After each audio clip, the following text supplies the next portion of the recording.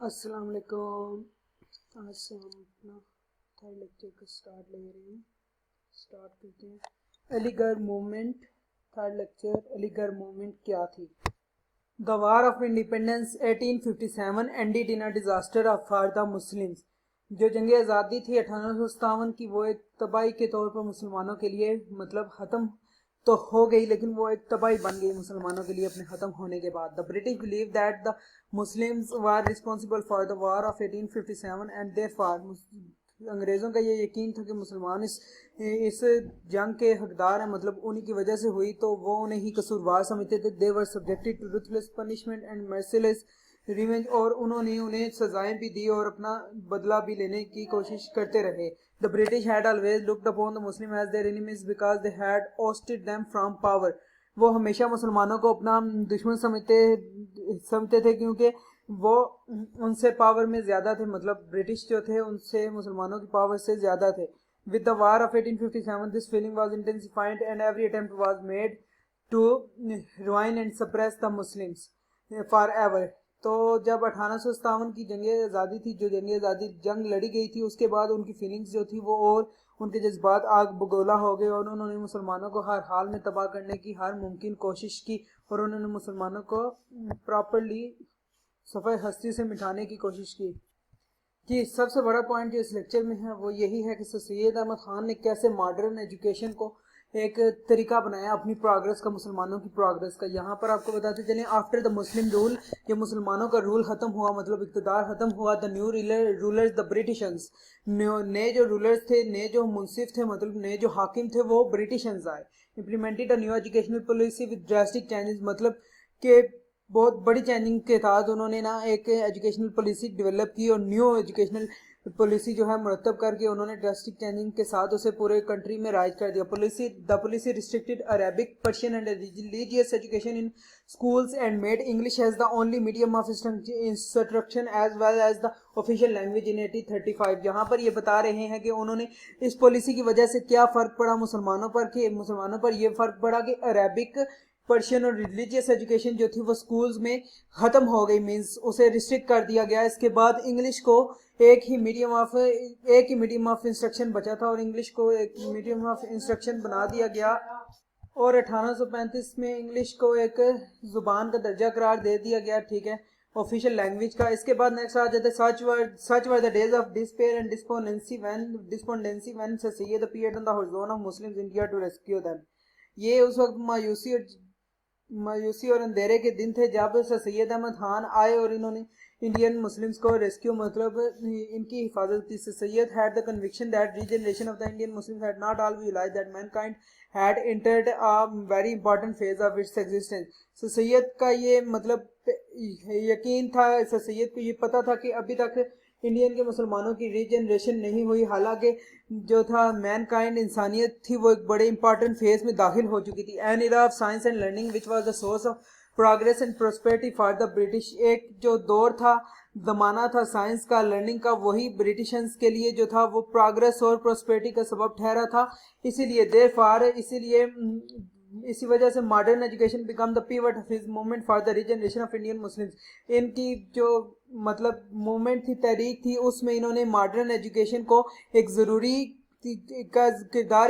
قرار دے دیا سر سید احمد خان نے انڈین مسلمز کی ریجنریشن کے لیے. یہ سمجھتے تھے which brought a complete orientation in their lives. Modern education کی وجہ سے ان کی زندگیوں میں ایک کمپلیٹ طریقے سے انقلاب، مطلب اورینٹیشن چینجنگ آ جائے گی. He tried to transform Muslim minds from medieval outlook to a modern one. انہوں نے کوشش کرنا شروع کر دی کہ مسلمانوں کا مائنڈ پرانے جذبات اور احساسات سے نکال کر ایک ماڈرن طریقے پر لایا جائے، مینس کہ انہیں ماڈرن طریقے کے مطابق زندگی گزارنے کے بارے میں بتایا جائے. حالی and Shibli were also associated with the علی گڑھ موومنٹ. حالی اور شبلی جو تھے وہ بھی ایسوسیٹڈ موومنٹ کے ساتھ علی گڑھ موومنٹ کے ساتھ. یہاں پر یہ آپ پکچر میں دیکھ سکتے ہیں. اس کے بعد Syed first and foremost objective was to modernize the Muslims following the Western culture values that could create friendly atmosphere for the two communities.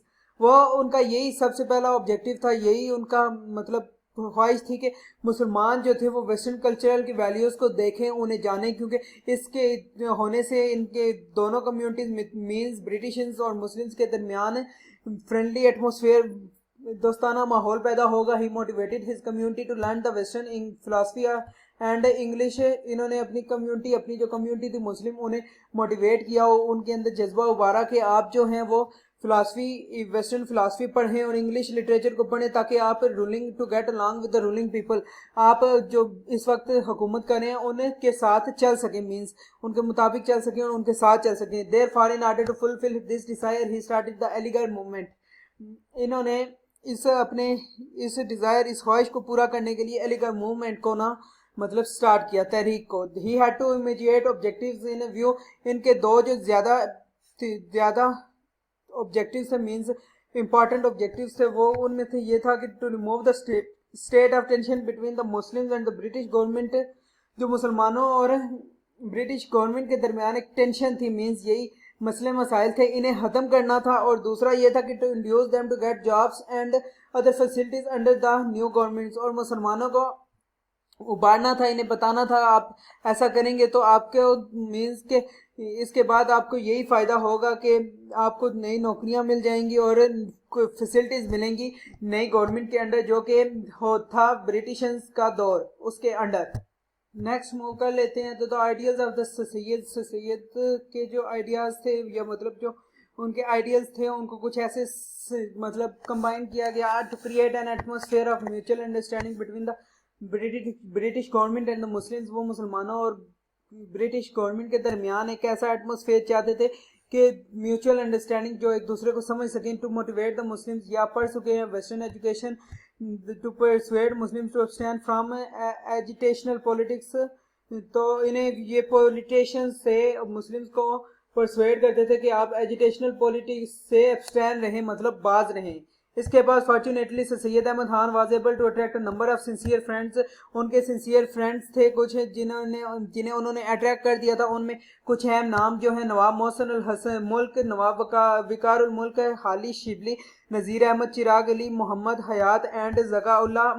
all these personalities advocated the cause set by Syed Ahmad Khan. Some English professors like Bach, Morrison, Raleigh and Arnold also contributed greatly in building the Aligarh College into a first-rate institution.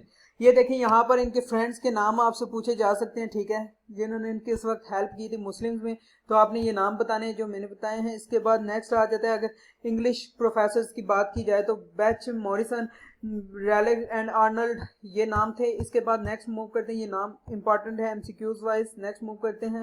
Next آ جاتا ہے Syed Ahmad Khan launched his educational movement by setting up Gulshan school at Moradabad 1859. انہوں نے اپنی educational تحریک جو تھی وہ شروع کی, اس ذمے میں اپنا ایجوکیشنل ورک کرنا شروع کیا جب انہوں نے 1859 میں مراد آباد میں اسکول اوپن کیا. پھر وکٹوریہ اسکول ایٹ غازی پور ان 1863.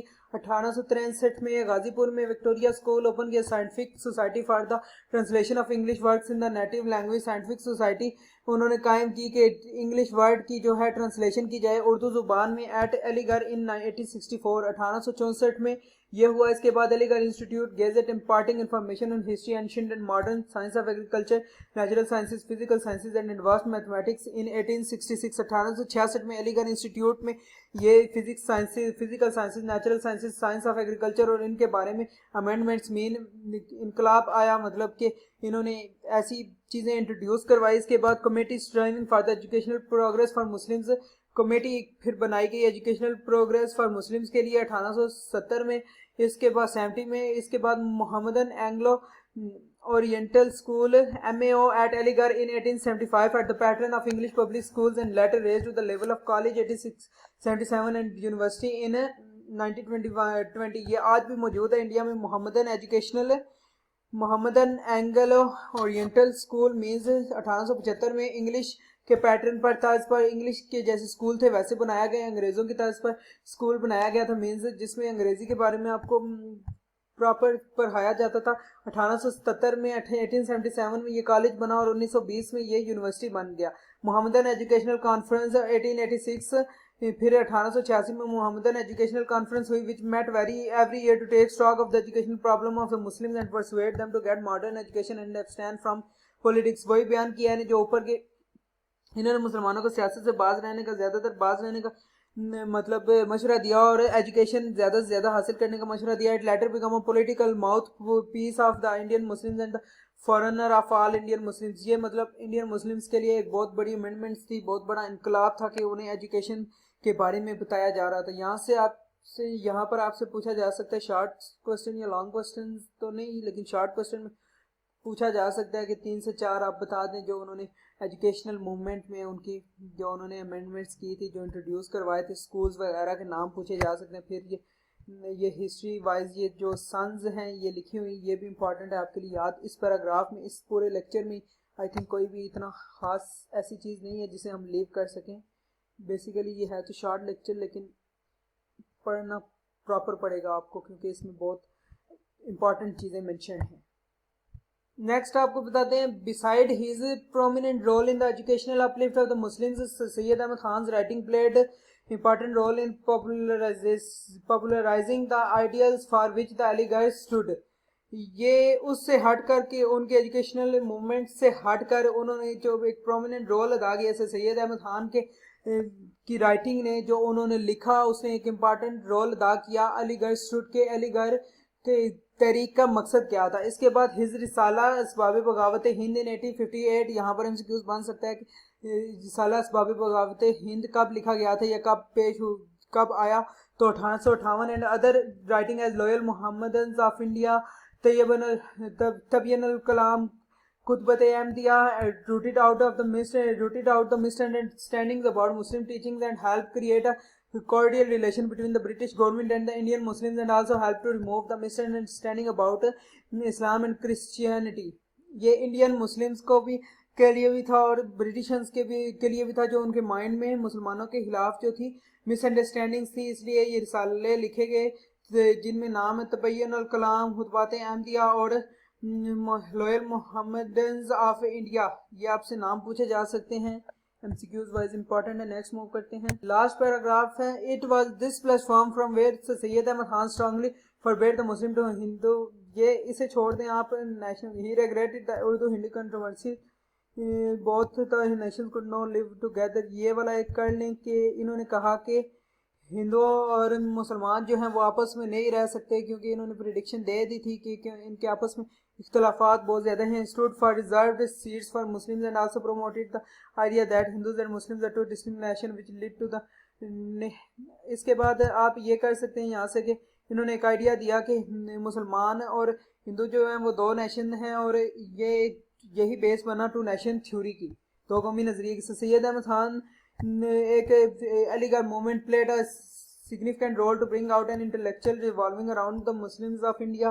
یہ تو آپ اگر اوپر سے پڑھیں گے تو آپ کو پتہ چل جائے گا کہ کیا رول اس نے پلے کیا. یہ اگر آپ بھی جائے تو آپ لکھ سکتے ہیں. Thus علی گڑھ movement succeeded in achieving its major objective and boosted up the depressed Muslim community to the real status of the nation.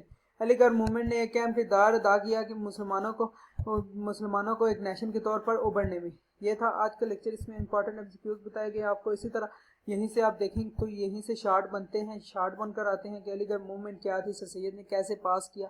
انہی سنز, یہ تو ہسٹری لکھی ہوئی ہے اس کے آگے 1835, اس طرح کی آپ سے پوچھا جا سکتا ہے. تو نیکسٹ ملاقات ہوگی نیکسٹ ویڈیو میں, تب تک کے لیے اجازت دیجیے. اللہ حافظ.